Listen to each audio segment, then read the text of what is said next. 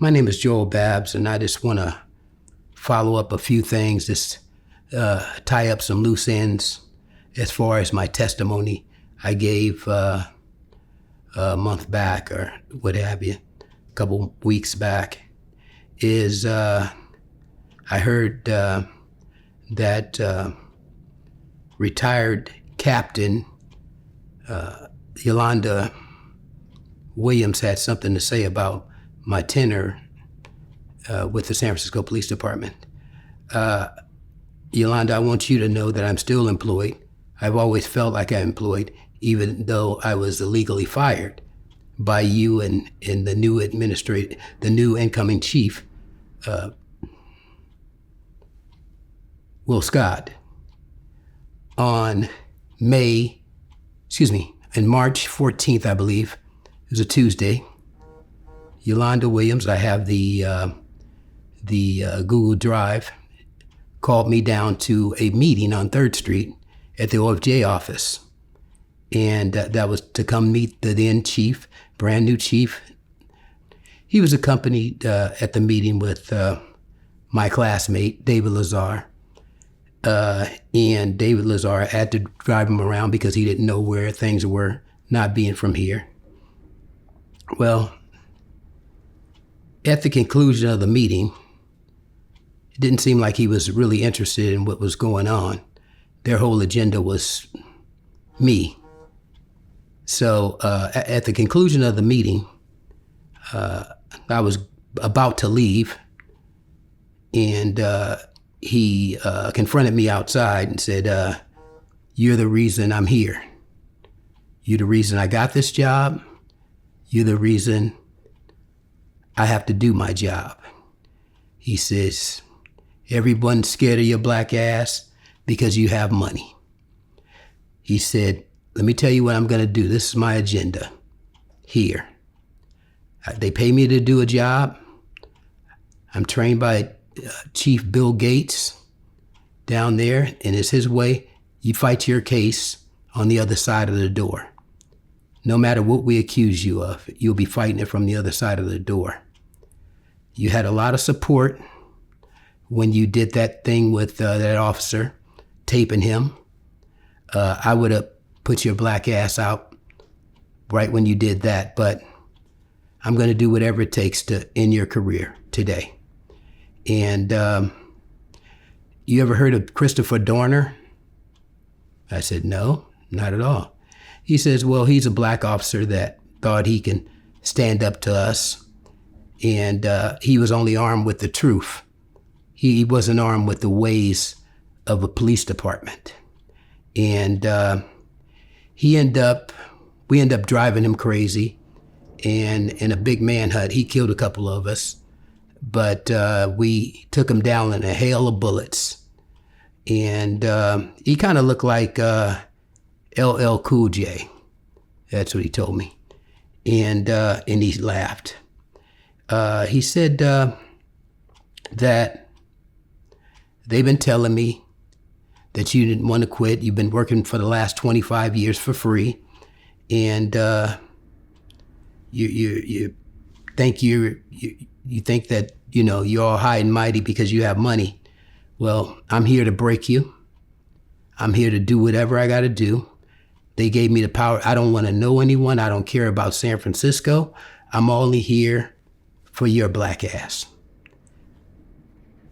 I have no ties. I don't know these people. But what I'm going to do, I'm going to endear myself to these people. I'm going to give them whatever they want. And I'm going to kill your career right in front of everyone. And everyone's going to love me, and they're going to hate you. From this day forward, you have no help from no one. This black community, I'm going to turn the black community on you. I heard you grew up out here. I'm going to turn the community on you and everything. You're going to be America's most wanted in the black community. Not a shred of support. Everyone, I'll make sure that they have total access. They have accessibility with me at any time. And I'm going to hold barbershop meetings. I'm going to hold community meetings. I'm going to gather their friendship. I'm going to attack you with them, bring me information on this guy, how we can do whatever to you, and your career is going to be ended. You're going to go crazy. You're going to blow your brains out, and that's going to be the end of you. So it doesn't matter how much money you have. The tactics that we're using is totally illegal, and it's coming straight from the governor of California. So you're in for a battle. You're in for, if I was you, I would quit right now. I told him I think that you would quit probably after the first week of me notifying you of this. Don't disappoint me.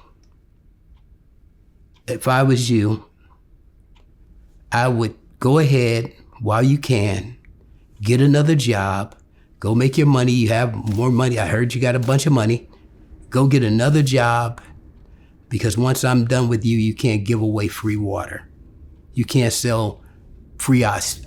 You can't give away free icicles, something like that's referring to popsicles. You can't give away free popsicles after I'm done with you. And I don't know anyone, but pretty soon I will. I'm gonna promote her right here. She's he didn't know anyone's name. I'm gonna promote her right here for bringing you to me. I'm gonna promote her to whatever position she wants. I'm gonna promote other black people on the same day. You either take your own life or we book you. In that same week, I'm gonna come out and just, so your whole history being here is just washed away. I'm gonna come out and promote the most blacks to higher positions, or I'm just gonna promote the most blacks. And then that way, the black community will love me, because all they want is a job anyway, or something like that. All they want to see is black people promoted. They don't care about each other. Black people don't care whether or not you're rich or not like that. All their greedy ass want is money. So not being from here, I don't know none of these people. They're gonna love me and hate you. So we're done here today. My business is done. So you might wanna submit your papers. I said, no, heard it all before.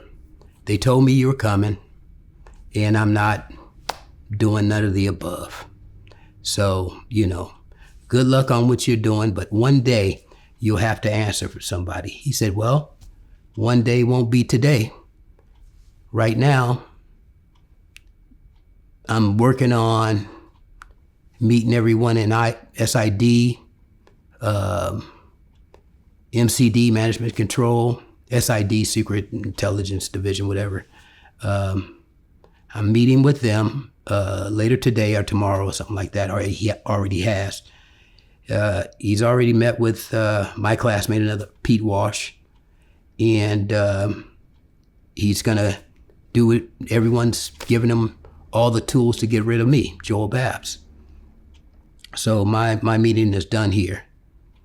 He hopped in on passenger side on a gray Ford vehicle driven by David Lazar. He drove off. That was the last I seen of him until let's see, July 21st. July 21st, I was called down to headquarters down there. His office, he was upstairs, one floor above. I received a call a day before from Dr. Joseph Menners. Never heard of him before, never knew we had a doctor. None of this even existed. I didn't know all of this.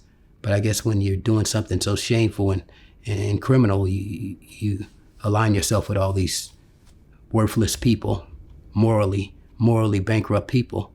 So he called me the night before and he said, come on in tomorrow. We're going to end your career.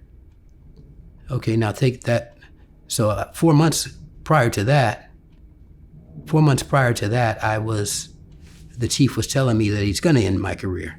So now 4 months later, this guy summoned me down out of the blue. Dr. Joseph Minner summoned me down to headquarters and telling me over the phone, well, come on in.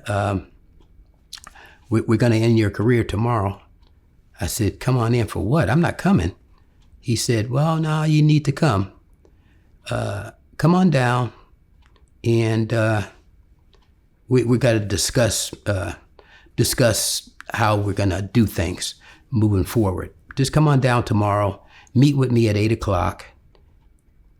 I said, well, I have an overtime assignment at Bank of America at 9:00. He said, don't worry about that. We're going to pay you for that day, but come on down. I said, well, let me call my attorney. I said, let me call my attorney. I'll get right back to you. So I got off the phone and I called my then attorney who refused to talk to me. I called her numerous times, Marlene Randall. So at the direction of Chignell, she quit talking to me and made it seem like I quit talking to her. But anyway, it was a setup. So she told me that, yeah, it's nothing I can do. Yeah, they have the power to fire you. I think tomorrow they're going to fire you. I said, well, as my attorney, you know, this is wrong. They already stole my license. Well, no, they didn't steal my license plate by then. She said, yeah, it's nothing I can do because I'm trying to get a judgeship. Paul Chignell promised me a judgeship through his connection with Gavin Newsom, or she knows Gavin Newsom because she's been around. She was a prosecutor she was second in charge of when Holland Ann was here, and Kamala Harris beat her and him out. And she was bitter ever since, calling her whores and stuff like that, that she's only got where she is by sleeping away. I said, she won an open election and she beat you guys. Yeah, she didn't beat no one. So she's really bitter towards her. And, okay, so she said, yeah, Kamala is just a whore. And she said, go ahead and meet. I said, well, this is illegal. Can you help me out? Can I put something up in there so they don't stop my overtime, so they don't stop my pay, so at least my pay goes on? This is illegal. I'm being dragged off the job illegally because he said he would. She says, well, I want you to, well, okay, this is the least I can do for your ass. I mean, you did give me a judgeship. I am getting a judgeship out of you. So by shelving your case. So when they make sure, and you write it down several times, she said, make sure that they put, during this time, you will continue to be paid as if you were working. That piece really helped me out. I didn't get paid, but it helped me out. And that wording, that legal wording, made it really tough for them to even do what criminals do and not pay me and try to have me just so financially wound up like them that I would be forced to commit suicide.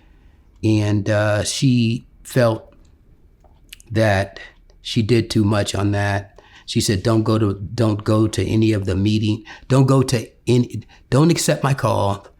Don't accept my calls because I'm not calling you. I'm going to make it look like I'm helping you, but I'm trying to get a judgeship, you know, so I've got to do what I got to do.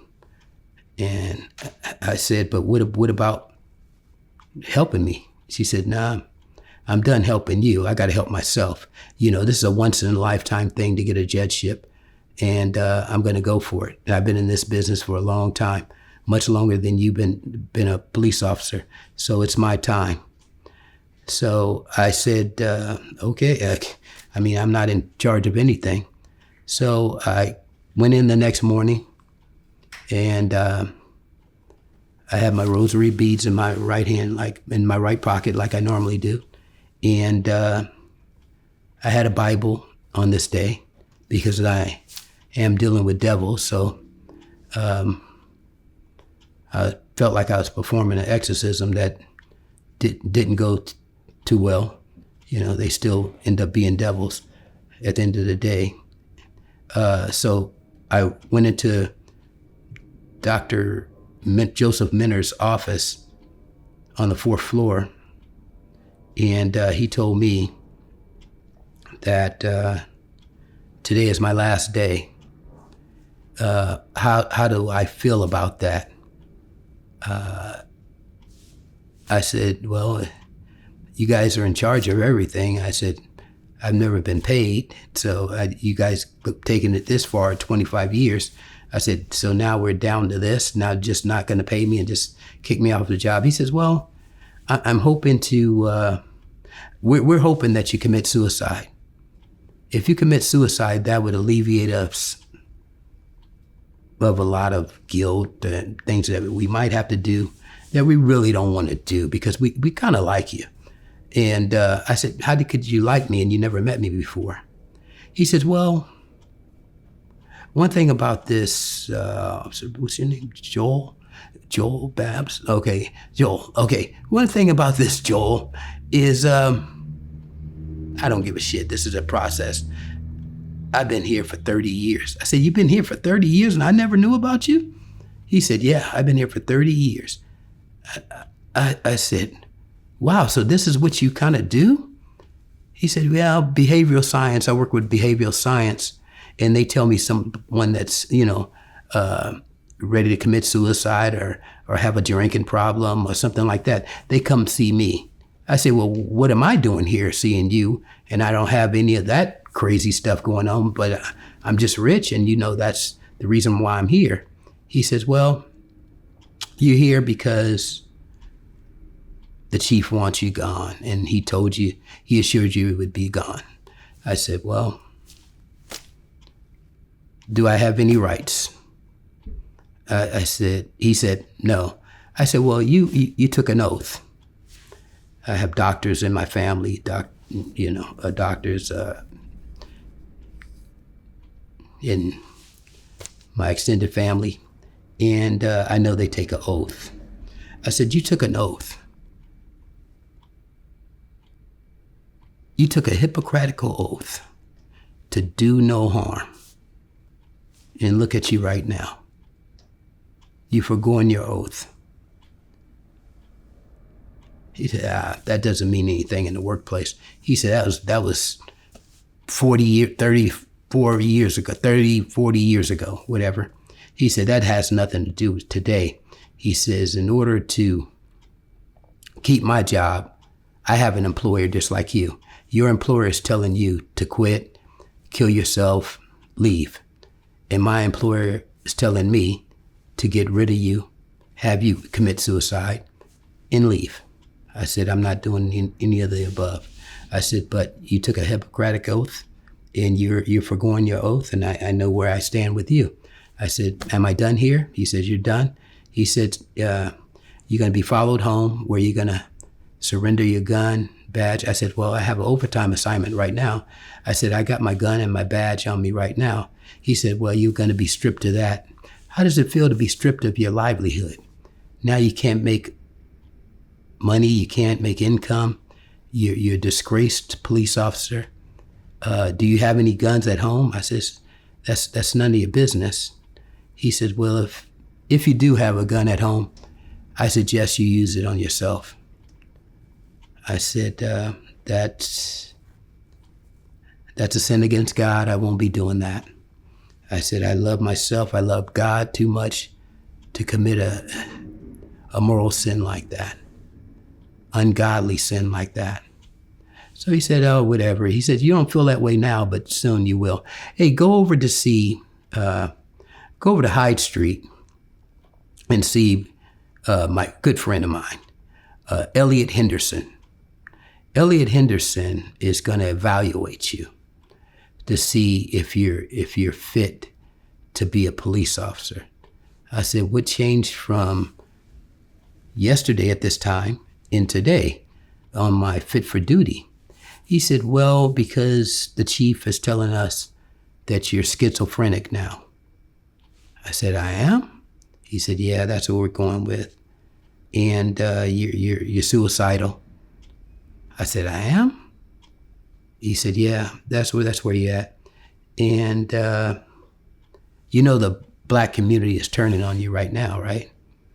He's out there spreading the word that you're no good, and the black community is turned on you. I said, well, I never stood with the black community. I never was a part of the black community. Look at the way my upbringing has been. All I've been was rich and separate from them, and great white men showed me how to be great. I learned that from Dan Ortner. Prior to Dan Ortner was the guy that hired me in 1979 as a warehouseman, and I worked my way up to lead salesman with great people, great people that I would meet in that business. The great George Philpott, no relations to this Philpott here on this job. Just as great, I should have mentioned him first, is Jim Dalton. Dalton Construction gave me knowledge, exposure, company, business, just a great Irishman. Another person, Clarence Victory, Peninsula Pump. He and I started Peninsula Rubber, my company, where Anna Brown called me at that fateful day that launched all this. So I had a lot of success and a lot of great people. That was Ozzie Spoor, Frank Gage was a really good one. The Ortner family, Paul Ortner, great guy, Dan Ortner's first cousin, Dan Ortner's dad. Just great exposure to great people and inside their homes, and they lived at really nice address in Hillsborough, and just good people to show me how to just know what I want with money, and if I had money, and then I looked at all the great things they have, and I really wanted them, but I know that a 9-to-5 couldn't produce that type of income, because that was pretty massive. And so back to this guy, he would send me on to. Just wanted to clear that up. My past life before the police department was filled with nothing but success. I was so successful in sales of construction-related equipment that I rode on the Goodyear blimp. There's not that many people in the world can say that the blimp came for them, but the blimp invited Joel Babbs, and I was to take one person, and I took my friend George Philpott Jr. and his son, and we went up on the Goodyear blimp from Oakland, and we rode around the Bay Area on the Goodyear blimp. That was like probably the highlight of making money is a highlight, but that was my second highlight of being successful. That was great, from a warehouseman all the way to the heights of a Goodyear blimp, and a lot of famous people along the way. That's it for my name dropping, but I would go over to Elliot Henderson's office on Hyde Street, on the corner, 901 Hyde Street, I believe it was. And he was an older guy. And I came in and I says, hey, at 1 o'clock, I had a 1 o'clock meeting. He said, go over there and he's gonna evaluate you. This whole process was crazy. So he says, hey, how you doing? I'm Elliot Henderson. He looks like he's about 80, 79, 80. He said, Yeah, I heard you had some problems over there. They're thinking that you're schizophrenia and crazy, and what I'm going to do is I'm going to evaluate you for fit for duty. I said, well, what kind of doctor are you? He says, well, I'm a specialist at determining whether or not people are fit for duty. I said, okay, I don't think I need this. He said, but yeah, you do need this. He says, because you've done a lot of unsavory things that makes you not fit for duty, we feel. And my friend over there, Joseph Minners, felt like you were in need of my services. I said, well, how did I get to this whole place in one? He says, well, behavior science, Art Howard. I said, Art Howard? I said, you gotta be kidding. Then he says, one of the Pingles. Oh, now I see. So, yeah, so I see. So Molly Pingle, Mindy Pingle, remember I said about the horrible finances, all these, they have 4 sisters in the department. And so that's the mafia, they call them. And they sent me to there after it didn't work over there at Muni, so they sent me from there to here. And so I said, so what's the process here? He says, well, you're going to take a 4-hour-long test. And the test is going to be how you feel about it. It's actually going to be, it's going to be the basic test that you once took when you're applying for the police department. It's a psychological background test. It's about 400 questions on there, and you sit there and take it, and it's just going to ask you just basic things about how you feel psychologically. I said, okay, but why are we doing this in the first place, sir? He said, well, you need to do this because you're considered crazy, going crazy. You have a high chance of committing suicide, and we don't want you to. Well, we don't mind if you commit suicide. And I heard you just you just took up following God. I said, huh? He said, yeah, I heard you. I said, how'd you hear I just start following God? He said, yeah, through the police rumor mill. Yeah, they said the police rumor mill said that you really don't believe in God. I said, wow, that is sinful. Are you guys really going there? He said, yeah, we go anywhere we want. He said, but do you feel like committing suicide? I said, no, never. He says, okay, we're going to do this test, perform this test, and I'll be back in 4 hours. So he left me in this one room. Oh, no, a lady came in. She administered another test. After that test was done, 4 hours later, this lady came in and she hooked me up, and independent lady, I guess he hired this lady, and she came in to see if I wanted to kill myself. I said, no, don't want to kill myself. And she felt I didn't want to kill myself. And I was let go. So 3 months of this, I guess it would go 3 months. And September, I got 3 months, he would go into a fit of rage a couple of times because he said I keep showing up. And he would give me a date, and he said, what are you doing here at this time? So he cussed me out and asked me what I was doing, showing up here. And it was another girl from Muni. I know her as she has 2 twins, girls that went to John O'Connell, James Lick, and then John O'Connell. And she says, hey, JB, go ahead and take my spot. Sir, let's let him take his spot. You don't need to talk to him that way. He said, I'll talk to that fucking guy any way I need to talk to him. She said, no, I'm leaving. She said, go ahead and take my spot. So she met me at the elevator. She said, no, go back up in there. That was wrong, the way he did you. I said, no.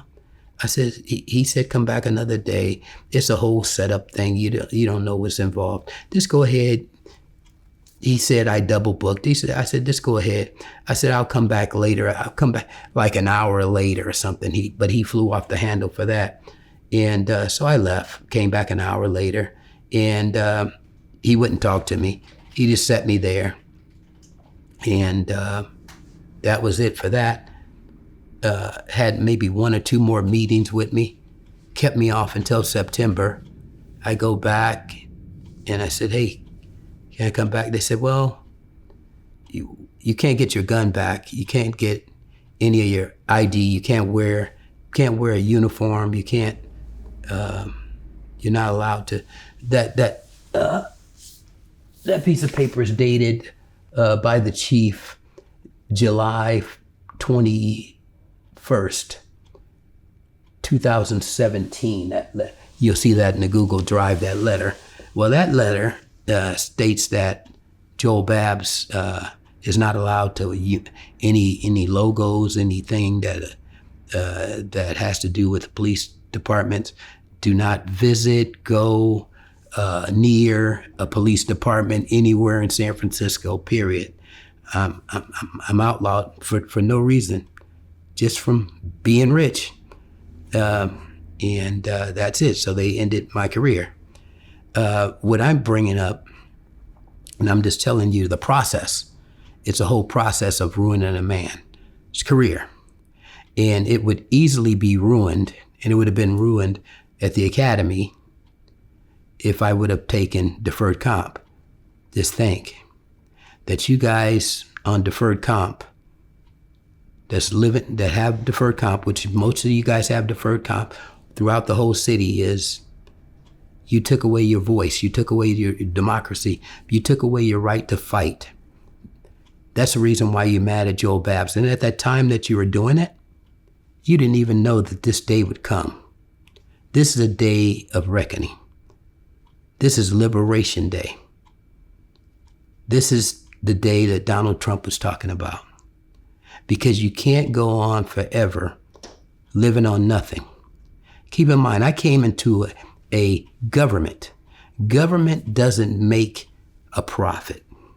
When government doesn't make a profit, government has to steal and kill and lie to get by. So then now you have all these Mayor London Breed appointments, Willie Brown appointments, and all they do is wait. They're just sales. Just sales looking for, it's like your cell phone. They're just up there looking for a signal. The next place they go gives them a little money for a truck, a vehicle, give them a nonprofit, a marijuana grower or something like that, a marijuana distributing thing. But nothing's sustainable because none of it's built on a structure of how to build a business, how to sell to a customer, how to compete in business, how to conduct yourself in business. It's all built on nepotism, cronyism, and just being a horrible person inside. It has to be eating them up to see the first video of Joel Babbs, whether you're a city employee, a lawyer with your own business. It has to be eating you guys up, that you're sitting there waiting for me to put the final nail in the coffin. That you're sitting there and I stand here in America where I made a fortune, and you guys are in the same place, probably around the same age, a little bit younger, a little bit older, and you guys have nothing. Now that the past administration is gone, you guys have nothing. Just waiting for me to do my business with you. And everything that I do has always been legal. And I have the full backing of the United States government now, because that truth, only the government will answer to my information. My information is ironclad. You guys made your own beds. This is how you guys lived. This is it. I came here to do a final closure and to clear up some things with Yolanda Williams. And every person that I've come in touch with and come in contact with, from the time I was set up on meetings to go here. I have another meeting that was set up by the chief has sales out there. All he does is give them a couple of dollars for some things, throw a party, have them throw a party, give them a nonprofit. Okay, a nonprofit, show up at a few things, and then that carries them into the next month or whatever. He gives them a little bit of something, which is not nothing to the overall pie. He doesn't even have anything, but it's just unethical police procedures by a chief or any. We work for San Francisco citizens. We don't work for past criminals or something like that. But what he did, Mayor Lurie, he criminalized the department. He could have did good. I came to him on several occasions and I said, man, why ruin a good city? Why ruin a good city just because of Joel Babbs?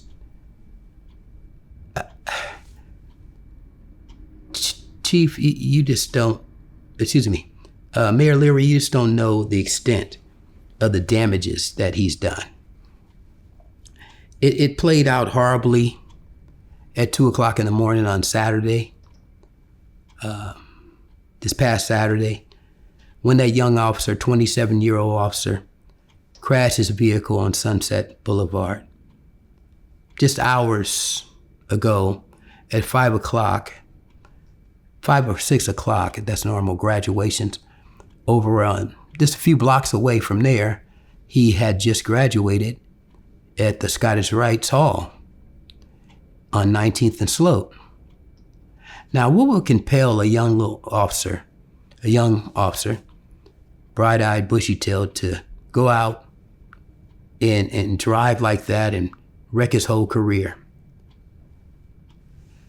Mayor, like I said, it's the culture. It's the culture. Who did the background on that guy? Who looked into, were there any warning signs? Who did the background? Were there red flags? Who did the background on that guy? When you're at the academy, you're treated with kid gloves. Going into the academy, you're scrutinized for all the things I said in my past interview. You're scrutinized on a lot of things, and it could have. It's impossible why it didn't detect those things.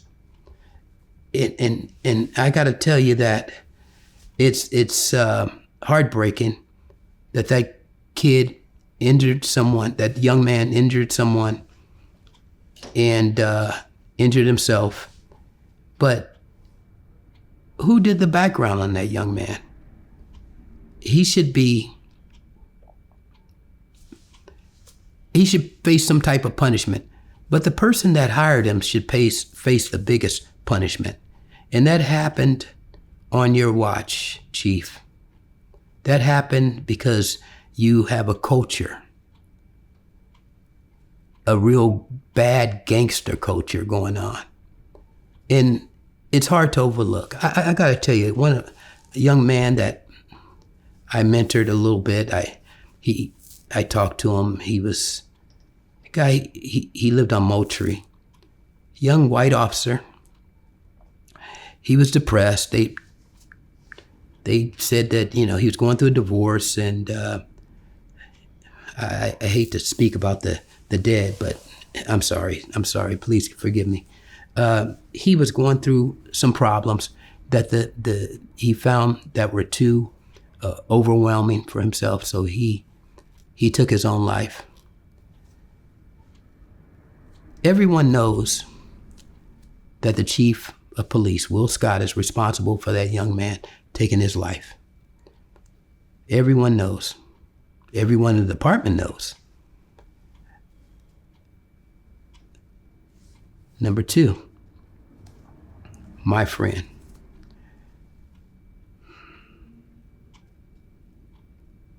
Jeff Adachi. Jeff Adachi would come to all my court hearings. And he told me to watch out. And I knew to watch out for Marlene Randall, Paul Chignell in the POA, that they had unsavory and unethical ways about them when it comes to officers that want to stand up and speak out for themselves. And he alerted me to that. And they end up killing him. They end up killing him and saying that he was a drug user and what have you. And he died with a prostitute or something like that. And this is all public record, but it's like the movie The Little Things with Denzel Washington. They make anything go away. And that's what they did with him. You know, it's so many cases. They killed so many people. This administration, past administrations, it's just so many people they killed, and a lot of friends of mine. Yeah, I'm often asked, why do I like a certain officer so much? Because he was partners with my good friend, Matt Gooden. Matt Gooden. Matt Gooden was a really good guy, and he just couldn't take the pressure of being talked about by this department. The administration, the police department killed him, drove him to commit suicide like they wanted me to. I was so close to Matt, and Matt and his dad retired now, fire captain, battalion chief for San Francisco. His mom, really good lady. His wife, beautiful kids, and Ryan and Melissa. It's just like, I want to change the subject right now. But anyway, they drove him to commit suicide because he was he threw a birthday party for me for my 40th birthday. And cake and ice cream, and I felt like a kid. The kids were there. His wife was in Hawaii, I believe. And she called and wished me a happy birthday from there. And I was at their beautiful home in Menlo Park. And they told me they would kill him. And they killed him. Yeah, I'm going to pretty much end the interview right now because I didn't want to go there with that one.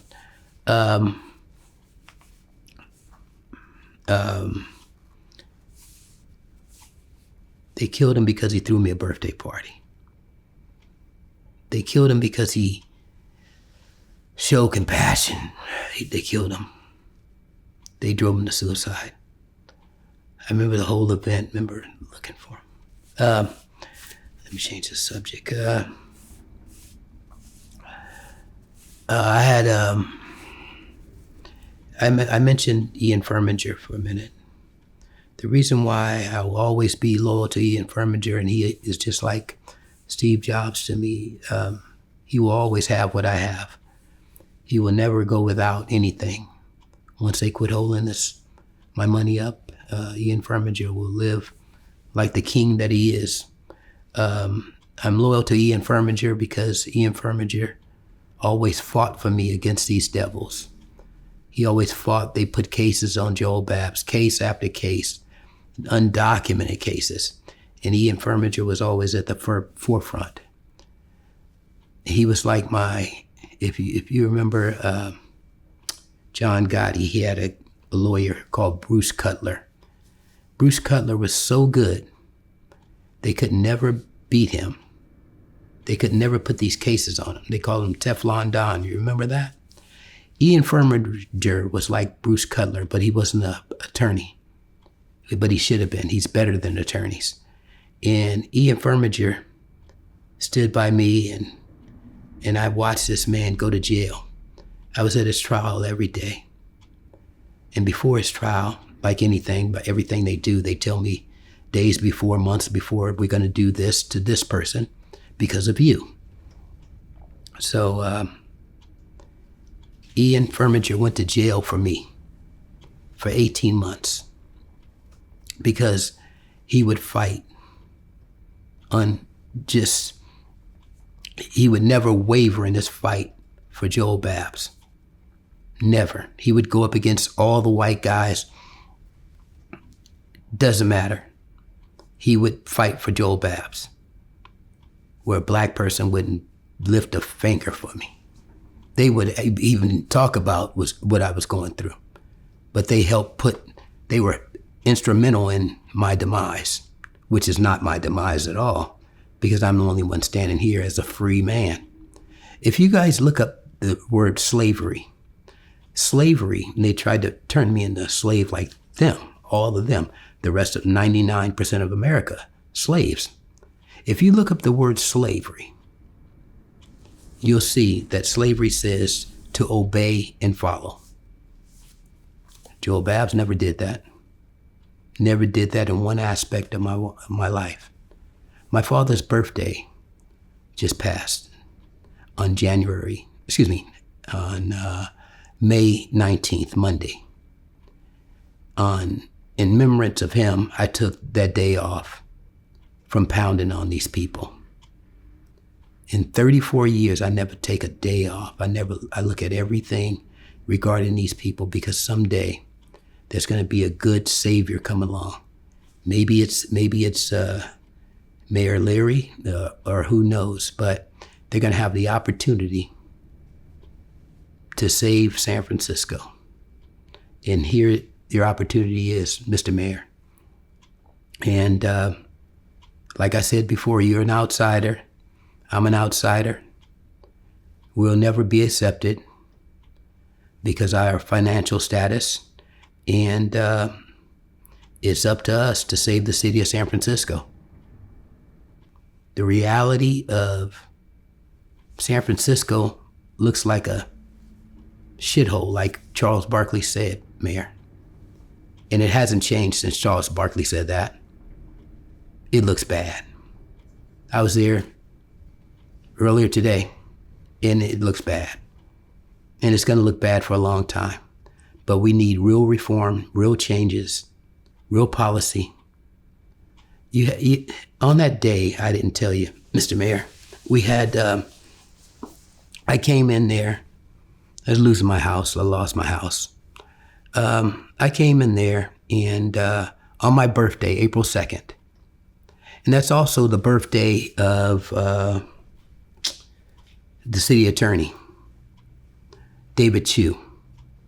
David Chu knows it's my birthday that day. After I left your office, I went down to David Chu's office down at 135. I didn't know that he had moved from 1390 Market.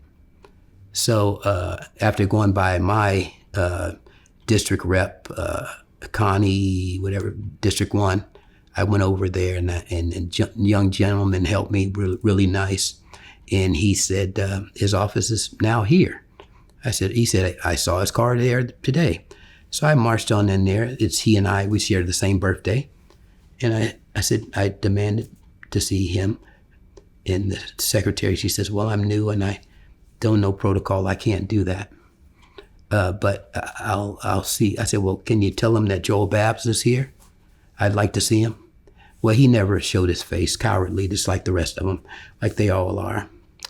And he is an appointee of Mayor London Breed. He's not going to do nothing. He shut it down. He shut it down earlier. And same with Malia Cohen. She was given that position. And then now, how these people just recycle themselves. and they stay on the city's dollar, on the government's dollar, just forever. She's the president of the commission now. A bad person, bad dishonest. She's a lawyer also. Lawyers are really, they do the work and they stay within themselves. He said, hey, Joel, why don't you call years ago? He said, hey, why don't you call Ben Crump, man? Hey, Ben Crump, he'll take your case. Mayor Alioto, she'll take your case. He's a civil rights. John Burris, he'll take your case. I want you guys to know that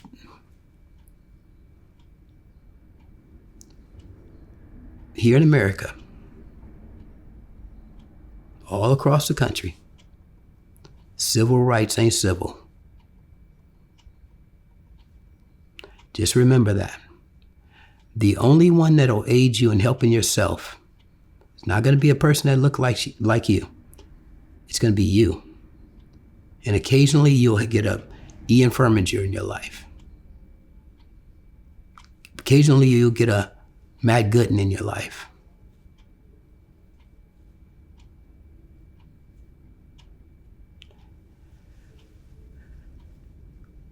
Everybody wonders why I always have a love and affection for what I think is one of the greatest, really nice guy. A really nice guy, family man and everything. Matt Gooden's partner, Andy Meehan. Andy Meehan is a really nice white Irishman. Not all Irish, not all whites are bad, and not all my opportunity came from white Irish. And I never received any opportunity whatsoever from a black person. Not at all. Not at all. And nor did I ever live my life like that to expect it. But, and that's not a bad thing or a good thing. I just follow my own beat to my own drum that what works for me. And I don't subscribe to anything else. So, in saying that, I've got to end because I'm still thinking about Matt Gooden and so many people that died that didn't have to die, died initially. Chris Shea, I mentioned Chris Shea. Chris Shea is a good person, good friend of mine. Chris is one of the lead attorneys that had to do this because they know that he was going through some challenges, and the POA and Paul Schignell and the other lawyers just used the hell out of him to do this to Joel Babbs. But believe me, to his wife and his kids, his two kids, I'll take care. I told him I'll look after you guys and I'll take care of you guys, and which I will. I'm a man of honor. I'm a man of my word. And Chris Shea is a good man. Sorry for his death. He died in his sleep. So, what's the chances of that? So, I'm going to end it by just saying that, Mayor Leary, I hope you figure it out before it's too late, because they're trying to get their claws into you in the worst way. The Willie Brown machine, the Gavin Newsom machine, and just the Democratic machine is crazy. They said, hey, you're a Democrat or Republican. I never heard that Democrat or Republican stuff until I got to the police department. I'm an American. I vote my interest. And right now, Democrats ain't looking too good. And I don't think that in the state of California, a Democratic candidate for anything, any office, should get one single solitary vote by a Californian. I don't see these people doing like Jasmine Crockett. I don't see them fighting like that. These people don't say a word. The white politicians are killing people down there in Southern California. I tell you, this is one thing that how you look at politics, how I look at politics in California is you have a national election for like president. And the vote is already decided that the vote for California, 500 and something delegates are all going to go to Democrats. Here's another one. By 8 o'clock, it's already known. That's already in there because we're a single party state. And here's another thing. For state controller, Gavin Newsom put Malia Cohen up there without a shred of experience handling money. But yet she wins a statewide election as a Democrat, of course, over a Republican Asian guy, candidate that is well equipped in finance. But yet her finance, she filed for bankruptcy, or houses, and something happened with her house, and she's running the state of California as a controller because Gavin Newsom put her in office. Are you kidding me? And then the American people suffer. It starts in California, but it's infested. It's an infestation. And then you wonder why they're totally against Donald Trump. But Donald Trump, black people, you got to know.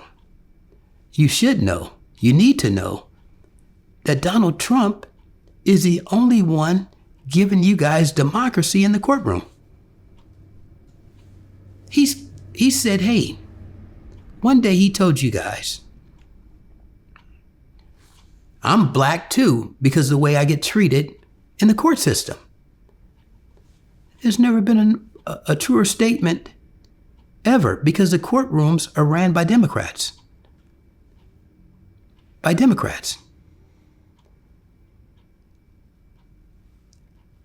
I think you have a really talented the prosecutor out of New York.